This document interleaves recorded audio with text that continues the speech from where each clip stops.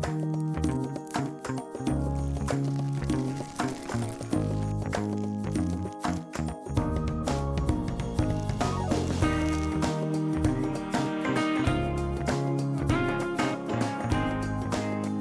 there, and welcome back to Nourished. Today I have in the studio the lovely Meryl Arnett, who is the owner of Sacred Trail West in West Midtown.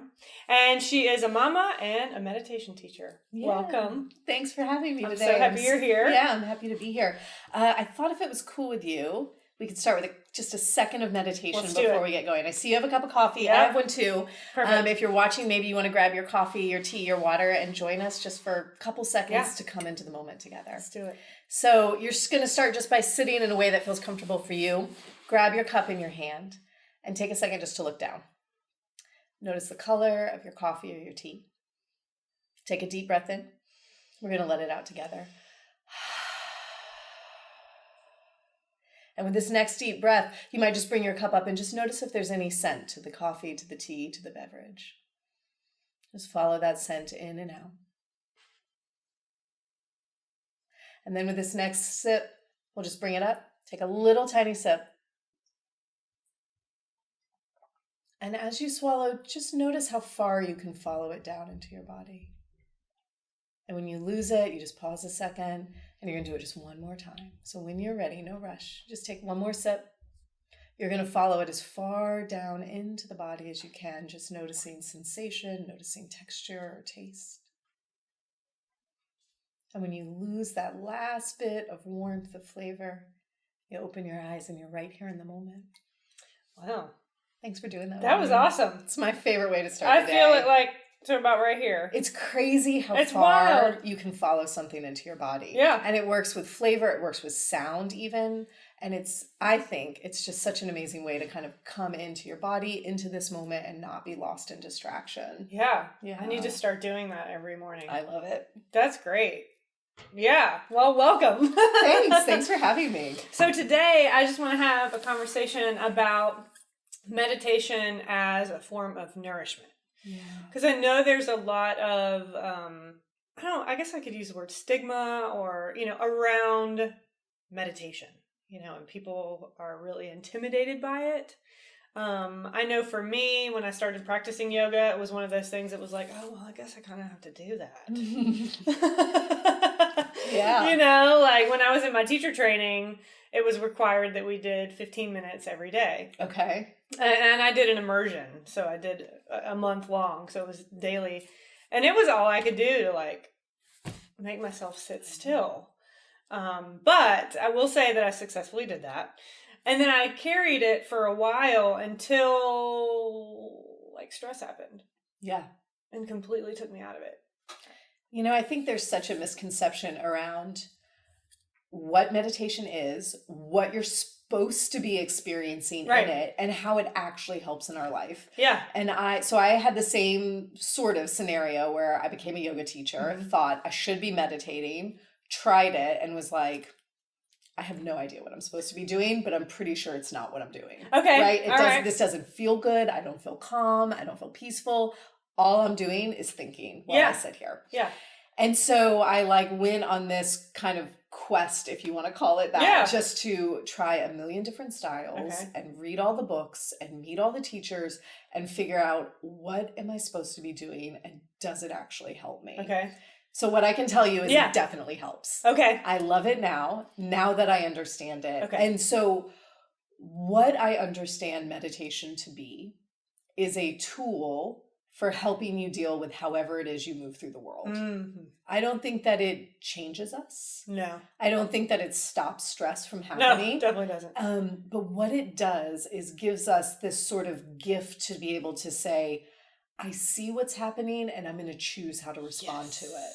Yeah. Okay.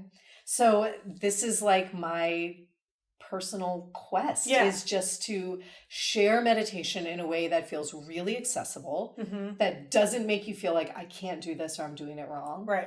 and hopefully gives you a little bit more joy in your daily life. Yeah. So when you went on your quest in the beginning, Yeah. what did you find, I guess it was kind of like a stepping stone kind of thing? Yeah. Yeah. So, I started out feeling like I'm going to sit like Yeah. this, and every day for like 30 minutes, I'm going to sit in my spa-like atmosphere in silence and meditate. Uh-huh. And my real life is I have 2 kids. I have a partner who doesn't know the meaning of the word be quiet. Right? I run a studio. It's busy and it's loud and it's not peaceful. Mm-hmm. So what I found along the way was these little moments of actually tasting my coffee, of feeling the water on my hands when I'm washing the dishes. And when I do sit in meditation, of just letting whatever's there be there. Okay. It took away this pressure that I was supposed to be doing something and gave me the gift of just being able to do with what I'm doing, whatever that is. Yeah, because sometimes I know I sit down and I'm like, have to do this, have to go to the grocery store, have to, have this client meeting, have that, this is going on, have to, and then I'm like, oh, I just can't. I know.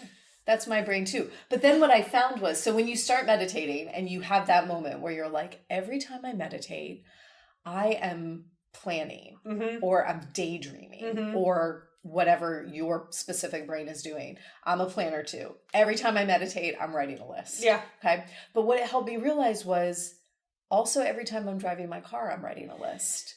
And every time I'm watching TV, I'm writing a list. When I'm thumbing through a magazine, when I'm supposed to be relaxing, I'm writing a list in my head.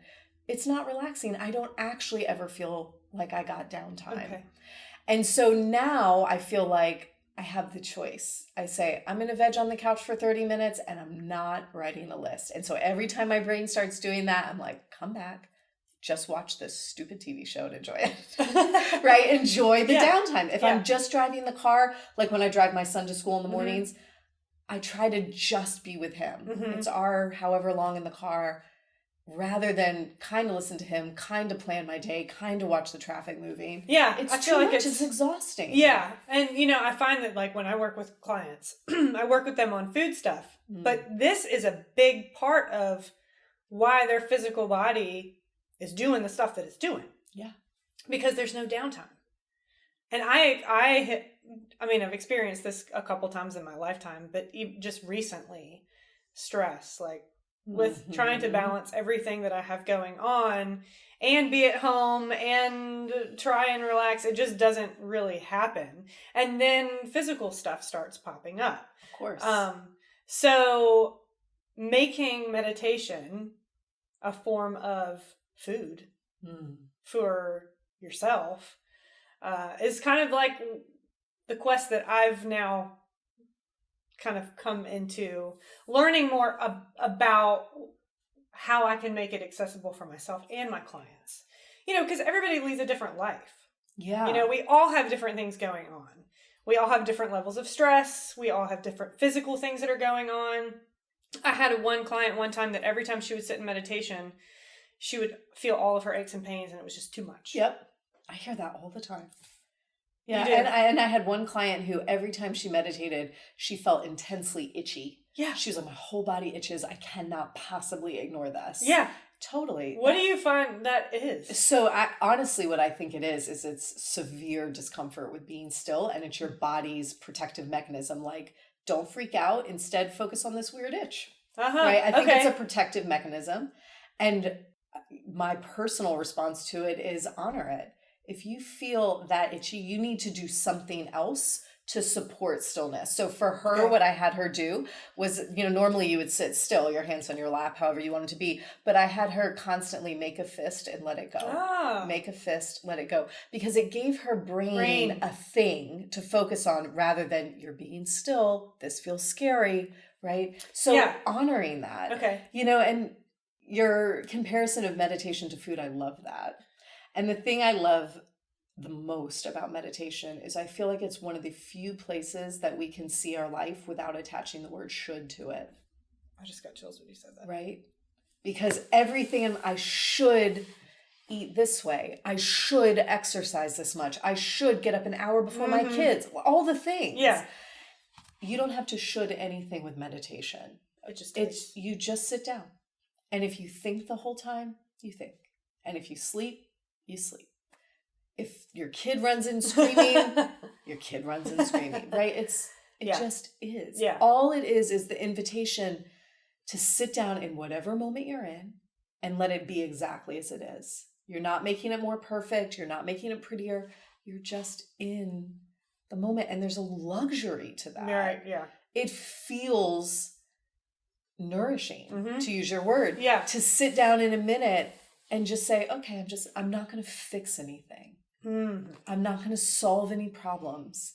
I'm just going to be here. That's a big one. Yeah. It's a gift. Yeah. Because I know that, some people have, to go back to the shoulds, that you should sit in silence. Yeah. I know that there's other ways, like gardening. Yeah. Can be. So there can be movement in meditation. That's such an interesting question, and I go back and forth on how to answer it, but this is my current stance because I'm a realist, right? Yeah. And like I said, mom of 2, there's no extra time. Yeah. I think you meet meditation wherever you can in your life. And there have been phases in my life where I only meditate while I'm folding laundry, while I'm sipping a cup of coffee. And it might truly be 2 minutes, mm-hmm. right? But you could do, so when we did the coffee meditation, all we were doing is kind of invoking our senses mm-hmm. to get ourselves here in this moment, right? Even if that's for 1 minute. Right. So you can do that standing in line at the post office. You can be like, how do my feet feel on the ground? Mm-hmm. What are the colors I'm seeing? What are the smells? What are the sounds? Here I am.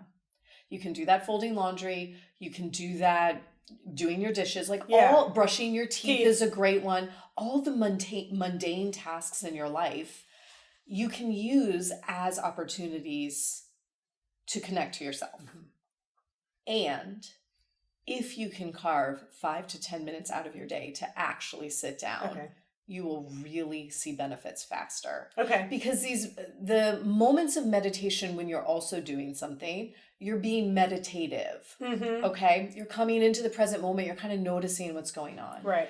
But to actually sit down, be still for a designated amount of time and say to yourself, now is my time to meditate. That's meditation. Okay. And there's a fine line, but an actual distinction. Right. So when the season of your life allows you to sit, I encourage that because that foundation makes all those meditative moments better. Yeah. It gives you more oomph to them, right? Yeah. And then there will be times when you're like, I literally cannot sit for 10 minutes. Yeah. Okay. Just do it while you're doing the laundry. I've noticed this too. There's times when I literally can't sit down, mm-hmm. and I've noticed it as it coincides with my period cycle. Oh, yeah. So, the week before my cycle and the week of my cycle, I can sit.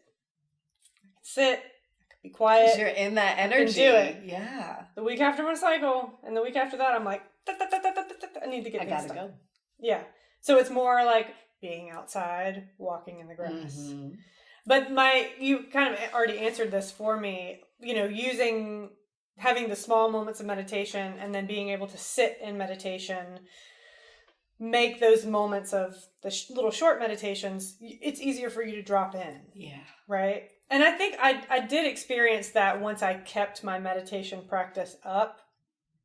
Instead of 5 minutes of mm-hmm. breathing to drop in, it really took me 1. Right. So, and I remember leaving teacher training being feeling so clear. And so I've been, in a way, craving that again. Yeah. But trying to use old ways to get myself there. So do you find that as, you've had babies and things, the style of your sitting meditation has changed? Totally. And that's okay. It is. I think it is okay because I'm still meditating on a daily basis. Okay. But I had to make it fit my life. Right. And whereas before, my meditation practice looked like, I'm going to get up at 6. I'm going to do yoga for 30 minutes. Mm-hmm. I'm going to sit down and meditate for about 20 minutes. It's going to be silent. Probably lit a candle. Uh-huh. Maybe I had some incense going. Then I'd get up and get dressed. Now I'm up, usually at the same time my kids are up. Mm-hmm. I get that cup of coffee and I, don't judge, turn the TV on for the kids. I'm like, you enjoy this cartoon. Yeah. Mommy's going to sit right over here. I'm in the same room as the cartoon's playing, but I sit in my chair, I cross my little legs, close my eyes, set my timer for 10 minutes. And my kids have learned, right? Yeah. Mommy's meditating for 10 minutes. And if they interrupt, I open an eye, say, I'm meditating, give me a couple more minutes. And it's like that kind of continual reminder, but I'm doing my best to stay in the moment, even if the moment's an interrupted one. Right. Okay. Yeah. So there, I know some of my clients are like, oh, well, I was sitting for 5 minutes and then the phone rang. And so completely took me out of it. It's okay. Totally. Because I know, like, I have a little corner of my house now, and then I've literally had to tell myself, Colleen, you can go back into that. You don't have to get up and go into the kitchen. Yeah. So there's these real moments of, oh, this is how I should be, but I'm not. It's like life. Yeah. And it's, part of that is just your brain, right? Your brain is dying for you to do something other than just sit still. And I have had one of my favorite moments in meditation ever is I'm sitting, I set my timer. I'm going to do this 10 minutes. It was a rough day. I'm feeling anxious anyway. As I'm sitting there, I think to myself, oh, I've got to return this thing to Target. I can't forget. And I literally stood up and started to move my way towards getting the thing and leaving. And I had to be like, no, you're meditating. Yeah. The timer has not gone off. Sit back down. The urge was so strong to get up and leave that I had to physically stop myself and say, no, you committed to 10 minutes. Sit down. Yeah. Yeah. It's hard. Some days it's hard. Yeah. And it's, it's like, as I was speaking earlier about meditation as nourishment, just as food. Yeah. We do the same thing with food. Oh, I'll eat that in a minute, and then you're out the door. Yes. Or, oh, I need to get up and make myself a smoothie or whatever. And then, nope, I don't have time. I'm out the door. Yeah. And I've, in my brain, I've now equated the two, that they're equal.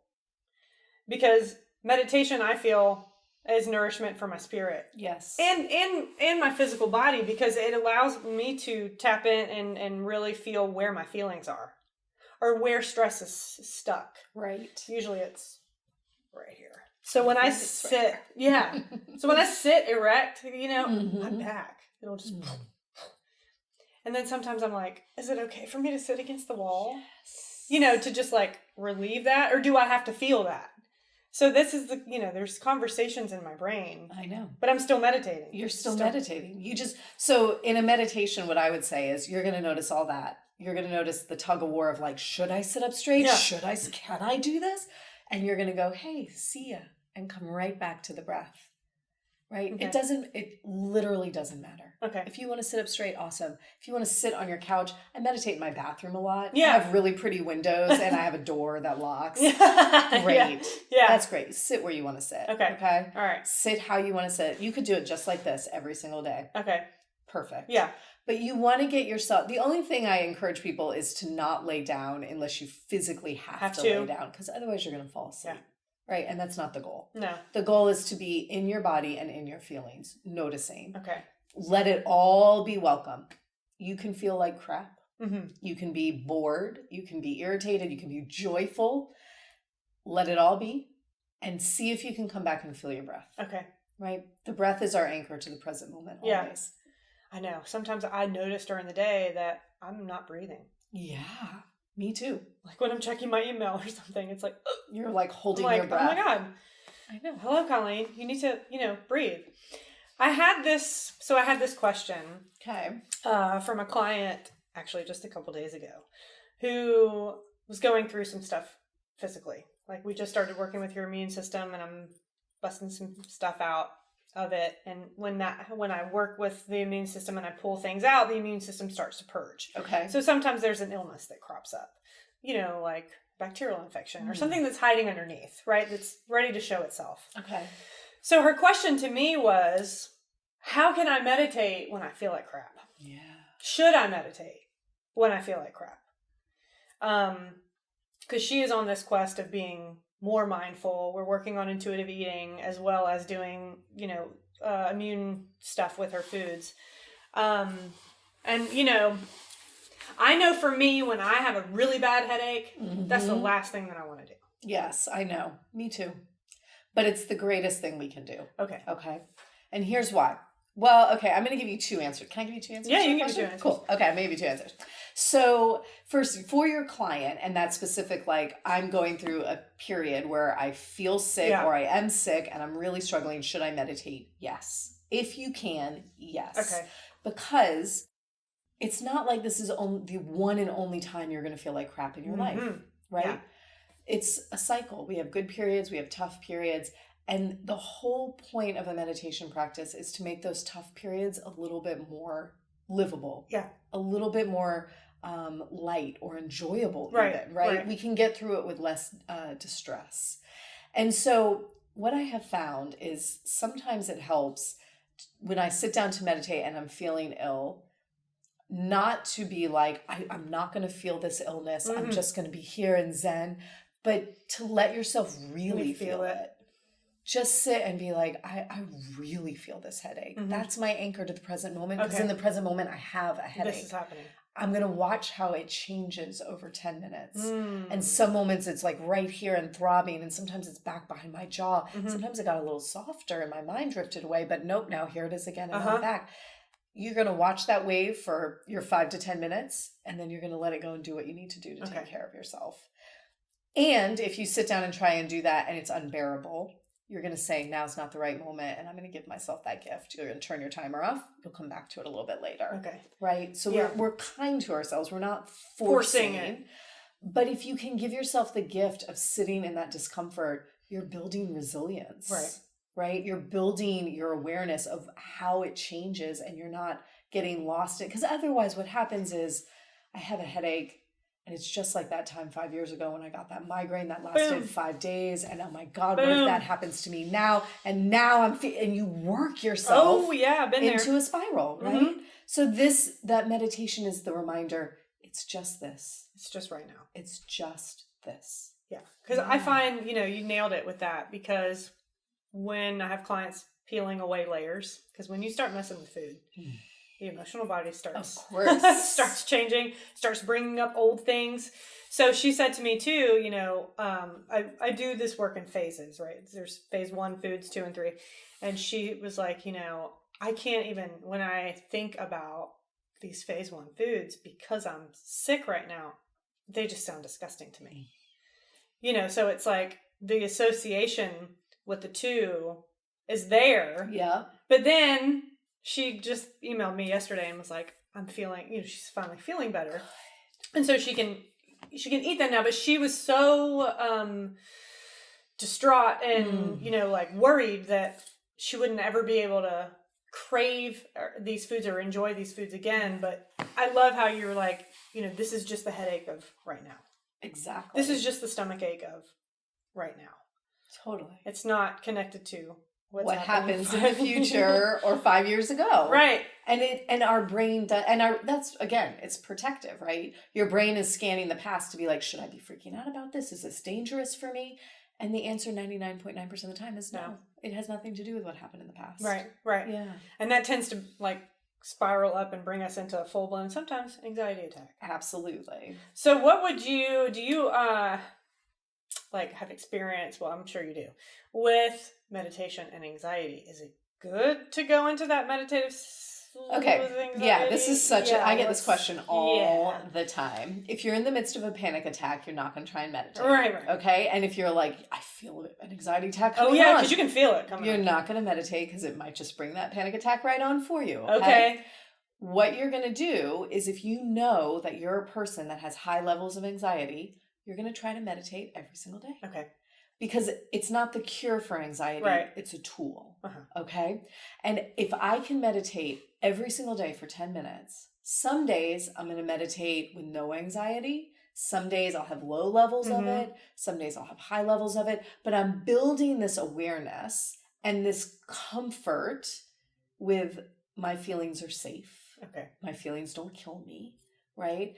And then it's giving us the gift of being able to pull that in when we feel those panic attacks coming on. But if you were like, oh my God, I feel a panic attack, I'm going to sit down right now. You're going to hyperventilate. You're going to be like, I'm feeling it. It doesn't go away. Right. No, they don't. You just are sitting and you're feeling it. Yeah. Right. So I'm going to butcher it because I don't have it in front of me, but my favorite quote, which I'm paraphrasing, is from Viktor Frankl, who is a Holocaust survivor. He wrote the book Man's Search for Meaning. Okay. And in that book, he wrote, between stimulus and response, there is a space. Mm-hmm. And in that space is your power to choose. Mm. And choice leads to your power and your freedom. Something along those lines. Okay. Yeah. And to me, that's what our meditation practice is. It's the space between stimulus and response, and it's the gift of choice. Mm-hmm.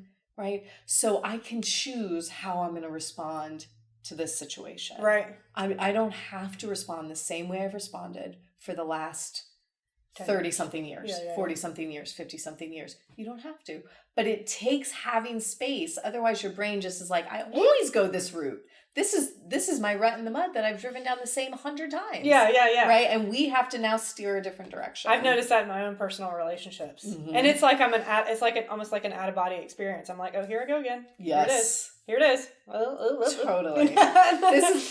I read once this fabulous description of like the stages you go through when you meditate. Mm-hmm. And they use it equating to asking your partner to bring milk home. Oh, yeah, let's go. Okay.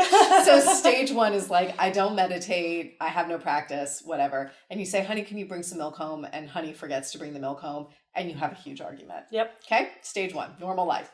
Stage 2 is like, I'm starting a meditation practice. I've meditated a couple times. I'm really wanting to be more mindful in my life.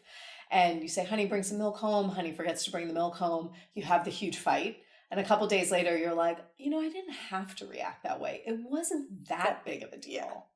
And now you've been meditating for a while. You're kind of getting this mindful presence going on.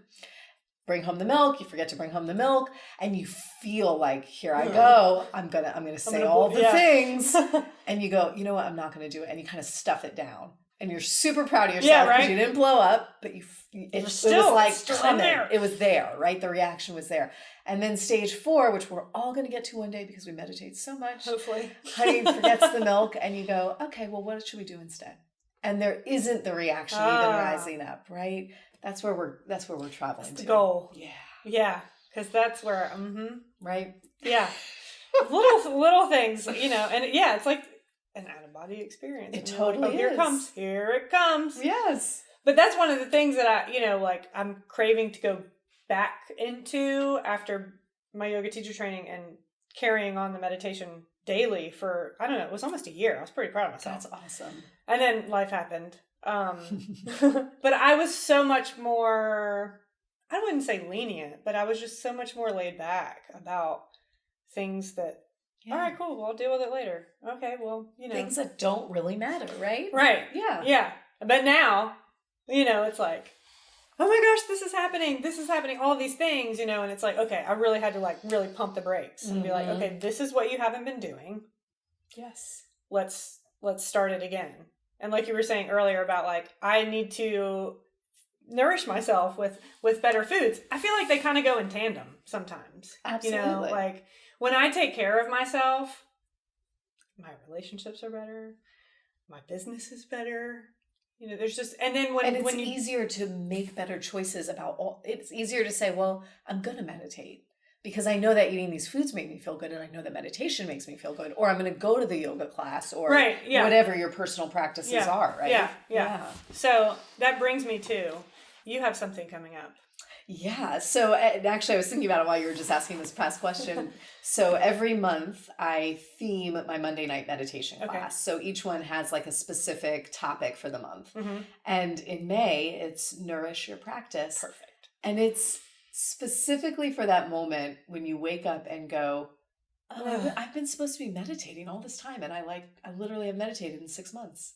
Okay. Because it happens to all of us. Oh, yeah. We this is my intention. I'm going to do it. And then something happens and you miss a day, and now it's 6 months later. Yeah. Right? So this series is specifically created to talk about ways to keep our practice feeling rich and nourishing. Oh, I love it. Because it gets dull. Yeah. You're literally sitting down and being still for 10 to 20 minutes every single day. It's kind of boring sometimes. Right? But the gifts it gives you are not boring. No. So we're going to look at different ways to sort of lift that practice up for the dull moments. Okay. For the moments when you're like, I have no time or patience for this practice. What am I going to do? Okay. Right? And some of them are really simple little actions. Things like My personal favorite is find community to meditate in. Yeah. Because it's a solitary practice. It is and sometimes it can be really isolating. It can be very isolating, and the only person holding you accountable is you, right? Having a community, and there are online communities, Mm-hmm. there are studios throughout Atlanta, throughout the country that you can practice in, right? But even having a friend that you're like, will you meditate every day and text me? I'll do the same for you. That makes a huge difference. It makes a huge difference to have that community support. Yeah. Right? Dedicating yourself to some sort of learning about the practice. So reading a book, reading an article, listening to a talk in a podcast, any of that, just to hold you like, oh, this is an interesting element I hadn't considered in my practice before. Yeah. Yeah. So just some basic things that keep your practice feeling fresh rather than letting it kind of get stale. Yeah, perfect. Yeah, that's great. So this is on Monday nights starting in May. Yeah, so it's every Monday night in May, 7:30 to 8:15. Okay. Sacred Chill West. Yep. Yeah, I teach a live meditation class every Monday. Every Monday. In the studio. Okay. Yeah. And then if they can't get to you in May, how can they? Yeah. So I record all my meditation classes and I put them on my podcast for free. Awesome. So it's the Mindful Minute, and you can find it anywhere you listen to podcasts. Okay. Spotify, iTunes, all of it. It's great. I listen to it.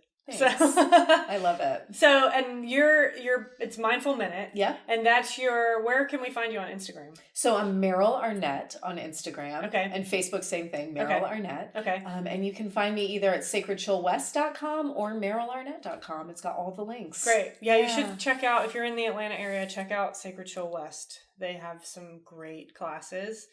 Yin yoga, restorative yoga, meditation. We're all about the chill. Yeah, nourishing the body in that way, because I find that, yin yoga and restorative yoga, they really are essential for the power. Yes. They make my power, I don't even practice like heavy vinyasa anymore, but they make me feel stronger physically and mentally. I mean, honestly, it's the whole reason we created this studio. I love it. Was to provide balance. Because myself and my partner, we both came from the hot yoga world. Right. We love hot yoga. I love hot yoga We love some strength. And for our temperaments, we desperately needed some chill to balance. And I'm right there. And we find most of us are like that, right? We need some balance. Yeah, and it's great. So check out Meryl on all the social medias. Sacred Chill West, you can find her there. I'm so glad you joined us today. Thank you for talking about meditation. I love it. Yeah, it's just an essential part, I feel like, of nourishing yourself. I really agree. It's just taking that time to take a minute. Yeah. Even if your brain is going monkey wild all the time, like mine does, and most of us do. So you can check Meryl out on the social medias. You can find me on Instagram at ColleenMCC_, and on Facebook at Colleen McCarthy RDN, and my website is colleen-mccarthy.com. So thanks for joining us this week on Nourished, and I'll see you next time where we're learning more about feeding the spirit.